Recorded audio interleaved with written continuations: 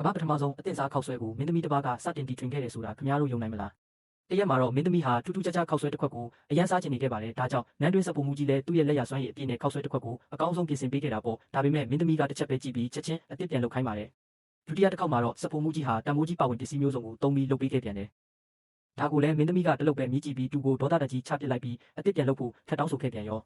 ဒီတစ်ခါတော့စပုံမူကြီးလည်းစိတ်မရှိနိုင်တော့ပဲဒေါသတက်ကြီးနဲ့တတိယမြောက်ခောက်ဆွဲတစ်ခွက်ကိုလုပ်ပေးလိုက်ပါတယ်မင်းသမီးကခောက်ဆွဲကိုပါဇက်ထဲထည့်လိုက်ပြီးမဲ့ချက်ချင်းပဲပြန်ထွေးထုတ်ပစ်လိုက်တာကြောင့်စပုံမူကြီးခင်ဗျာတကယ်ကိုယူမတက်ဖြစ်သွားခဲ့ရပါတယ်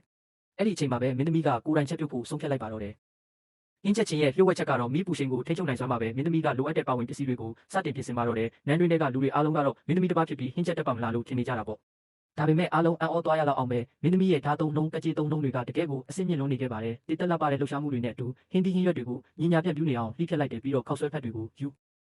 တူနဲ့တစ်ချောင်းချင်းစီတိတိချာချာရစ်ပတ်ပြီးလေတလက်ခံထားလိုက်တာကြောင့်ထူးခြားတဲ့အကောက်တုံးပုံစံလေးတွေဖြစ်သွားတာပေါ့။စီအပူချိန်80%လောက်ရောက်တဲ့အချိန်မှာတော့ခောက်ဆွဲဖက်တွေကိုစီပူအိုးထဲထည့်ကျော်လိုက်ပါတယ်။အဲ့ဒီနောက်မင်းသမီးကပြင်ဆင်ထားတဲ့အမွှေးကြိုင်တွေကိုမြေအိုးထဲထည့်လက်စုံနဲ့အကြိမ်ကြိမ်ညှက်နေအောင်ထောင်းပြီးစကားနဲ့စစ်ယူလိုက်ပါတယ်။နောက်ဆုံးမှာတော့ဒီအမွှေးကြိုင်အားလုံးကိုရောငွေလိုက်တဲ့အခါမှာအနက်ရတာနဲ့ပြည့်စုံတဲ့အမဲသားနဲ့အသင့်စားခောက်ဆွဲတစ်ခွက်အစင်သင့်ဖြစ်သွားပါတော့တယ်။မင်းသမီးကခောက်ဆွဲကိုအသားရမီးစမ်းပြီးဟင်းရည်လေးကိုတောက်ကြည့်လိုက်တဲ့အခါမှာတော့ဒီတစ်ခါမှတကယ်ကိုစိတ်ကြည်နက်သွားခဲ့ရပါတယ်။